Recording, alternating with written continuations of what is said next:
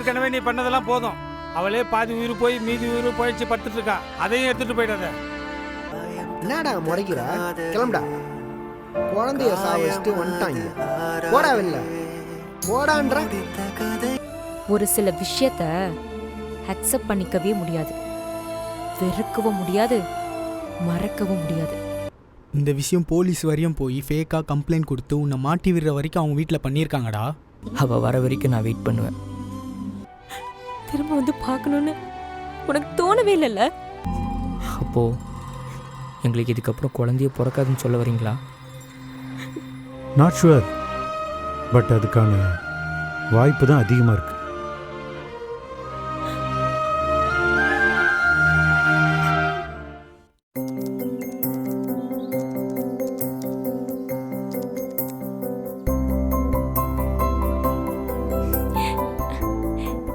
தினேஷ், ஆ தினேஷ் இங்க வா. ஏன் அதோ வரேன்.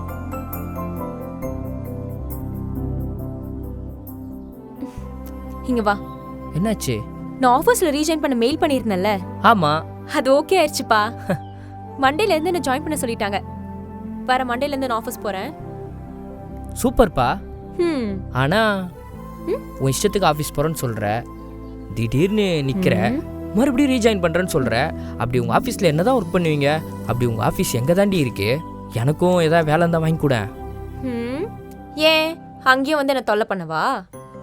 ஓ, அப்போ நான் உனக்கு தொல்லையாக இருக்கேன்ல? நான் அப்படின்னு சொல்லலையே. ஆனால் அப்படி இருந்திருக்கேன்ல. ஆரம்பிச்சிட்டியா? இங்க பாருடா, இங்க யாருமே தப்பே பண்ணாதவங்க இருக்காங்க நீ நினைக்கிறியா? நீ பண்ணது தப்புன்னா நீ எனக்காக தான் இதெல்லாம் பண்ணுன்றது நான் புரிஞ்சுக்காம இருந்தது தப்பு தானே? நம்ம 2 பேருக்குள்ள நடந்தது கரெக்டு தப்புன்றதை தாண்டி நமக்குள்ள நடந்தது ஒரு மிஸ் அண்டர்ஸ்டாண்டிங், அவ்வளோதான். சரியா? நல்லா பேசுறியே. எல்லாம் நீ சொல்லி கொடுத்தது தானே? தேங்க்யூ. எதுக்குன்னு கேட்க மாட்டேன். தேங்க்யூ. கேட்க மாட்டேன். தேங்க்யூன்னு சொன்னேன். கேட்க மாட்டேன்.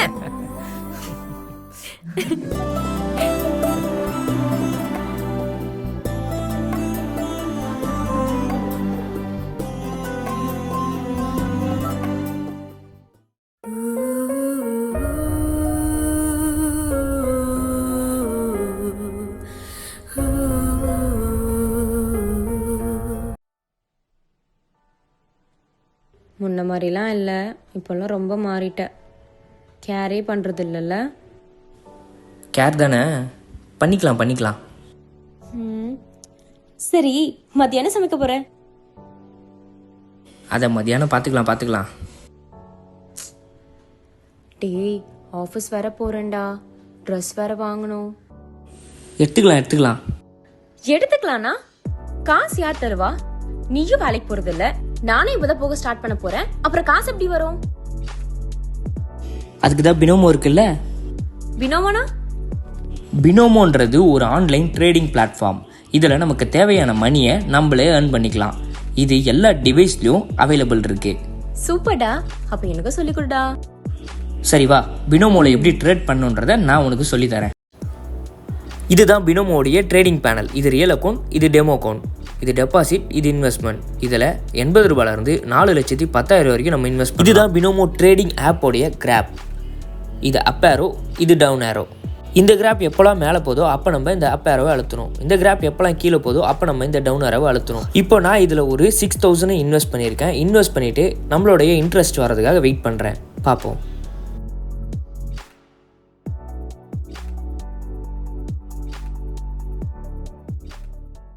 பத்தியா எப்படி சம்பாரிச்சேன்னு? சூப்பர்டா. ஏய், இதில் அது மட்டும் இல்லை, இதில் ஜிபே, ஃபோன்பே, யூபிஐ, ஃபினான்ஸ் பே, இப்படி எதில் வேணால் வித்ட்ராயலும் பண்ணிக்கலாம், டெபாசிட்டும் பண்ணிக்கலாம் 24/7. இதில் இன்னொரு சூப்பரான விஷயம் என்ன தெரியுமா? இதில் ரெகுலர் டோர்னமெண்ட் போயிட்டு இருக்கு. இதில் நீ பார்ட்டிசிபேட் பண்ணுறது மூலயமா இன்னும் எக்ஸ்ட்ரா earn பண்ணலாம். சரி, இது எப்படி டவுன்லோட் பண்ணுறது? டிஸ்கிரிப்ஷன்லேயும் ஃபஸ்ட்டு கமெண்ட்லேயும் ஆப்போடைய லிங்க் இருக்கும். இது மூலயமா டவுன்லோட் பண்ணி நீங்களும் ட்ரேட் பண்ண ஸ்டார்ட் பண்ணுங்க. டேய் ம் டேய் எழுந்துடுறா. ஏய் போ. டேய் எழுந்துடுறா. ஏய் என்ன? டேய் டேய் டேய் டேய் மொட்டை மாடிக்கு போலாம் வா. ஏஞ்சிரா. ஏய் மொட்டை மாடிக்கு போகலாமா?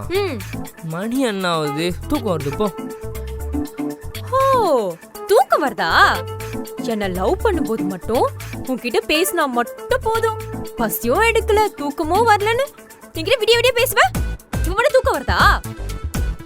அது ஏதோ தெரியாம சொல்லிட்டேன் போ. அப்ப எல்லாம் சும்மா உருட்டுனதில்ல. சரிப்பா நான் மட்டும் போறேன். ஏய் நில்லு வரேன் போ. வா.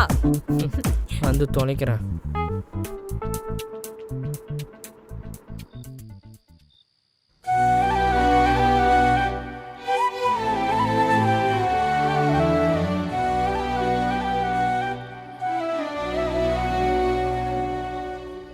டேய் ம் அந்த நிலா இவ்ளோ அழகா இருக்குல்ல.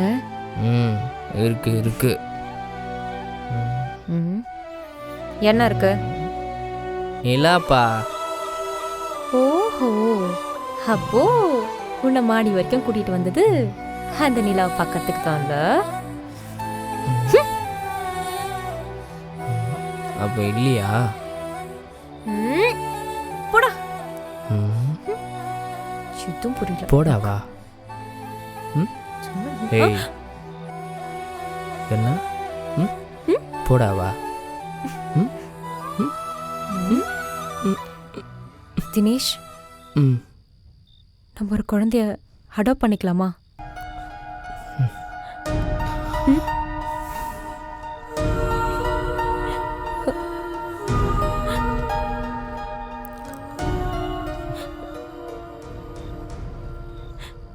ஷோ டேய் சாரிடா, நான் ஏதோ தெரியாம கேட்டேன். ஏய் இல்ல இல்ல சாரிடா. அதெல்லாம் ஒண்ணும் இல்ல. பொய் சொல்லாத, உன் முகமே மாறுது. சாரிடா, நான் ஏதோ தெரியாம கேட்டேன், மன்னிச்சிரு. சாரி. இதை பத்தி எனக்கு என்ன சொல்றதுன்னு சரியா தெரியல. சாரிடா. நான் கொஞ்ச நேரம் உன் மடியில் படுத்துக்குவா?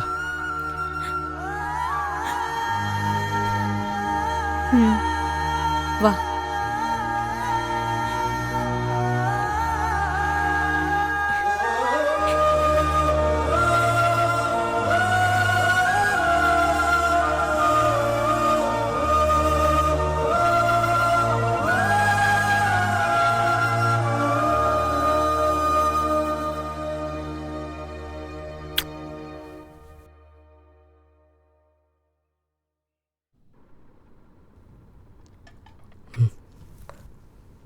திவ்யா,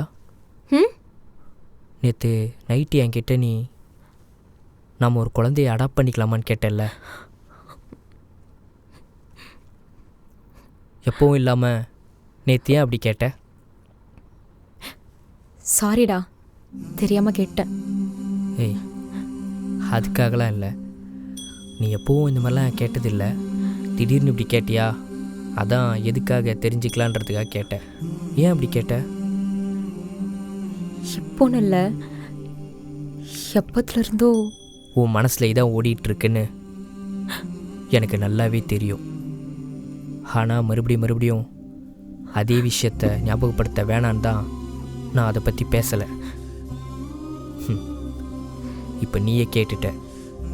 கண்டிப்பாக நீ சொன்ன மாதிரி நாம் ஒரு குழந்தைய அடாப்ட் பண்ணிக்கலாம்.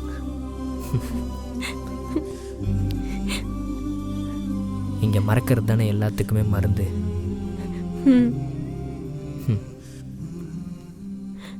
இங்கே எல்லாருக்குமே எல்லா விஷயமும் கிடைச்சிறது இல்லை. தனக்கு கிடைச்சதை வச்சு சந்தோஷமாக வாழ்கிறவங்க மட்டும்தான் உண்மையாக சந்தோஷமாக வாழ்கிறவங்க. மற்றவங்களாம் சும்மா பேருக்கு வேணால் சொல்லிக்கலாம் நான் சந்தோஷமாக வாழ்கிறேன்ட்டு.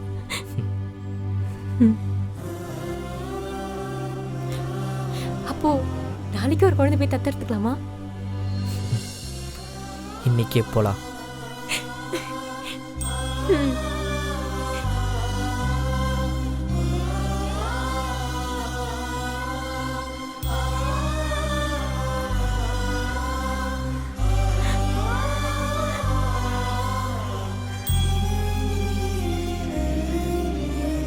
வா.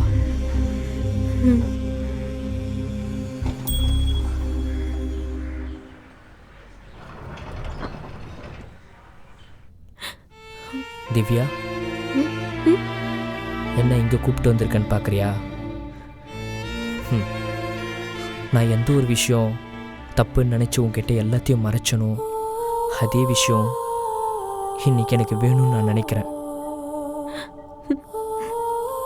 நமக்கு பிறக்கிறதா இருந்துச்சுல்ல ஒரு குழந்தை, அது நார்மல் குழந்தையாக இருந்திருந்தா அது உங்ககிட்ட நான் எவ்வளோ சந்தோஷமாக சொல்லியிருப்பேன். அந்த குழந்தை ஸ்பெஷல் சைல்டுன்ற ஒரே காரணத்தினால தானே உங்ககிட்ட நான் அதை எல்லாத்தையும் மறைச்சேன்.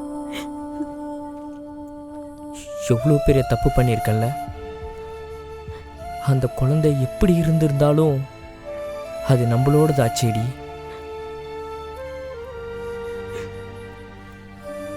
நான் பண்ணதெல்லாம் தப்புன்றத உணர்ந்ததுனால தான் நான் இப்போ இங்கே இருக்கேன்னு நினைக்கிறேன்.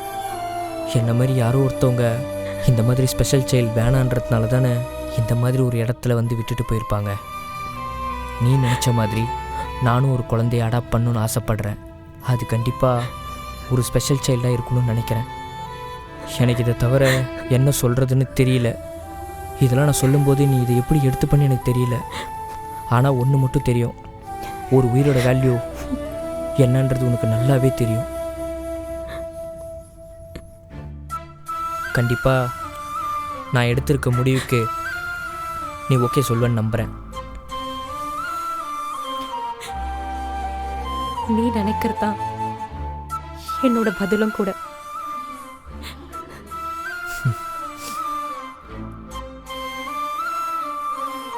எல்லாத்துக்கும் ரொம்ப தேங்க்ஸ். எல்லா தொடக்கத்துக்கும் கண்டிப்பாக முடிவுன்ற ஆப்ஷன் இருந்து தானே ஆகணும். இந்த தொடக்கத்துக்கான முடிவு இன்னைக்கு. Thank you for everything. Dinesh, Divya, நீங்கள் தானே? எல்லா ஃபார்மாலிட்டிஸும் முடிஞ்சு நீங்கள் அடாப்ட் பண்ண நினச்ச குழந்தைய நீங்கள் வந்து கூப்பிட்டு போகலாம்.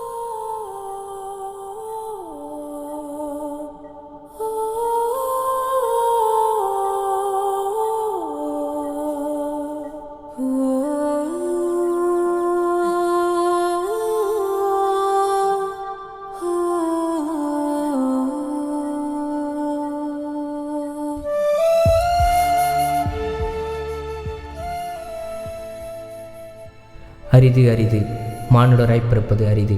இந்த உலகத்தில் ஒரு எறும்பு பிறக்குதுன்னா கூட அது ஏதோ ஒரு காரணத்தினால தான்.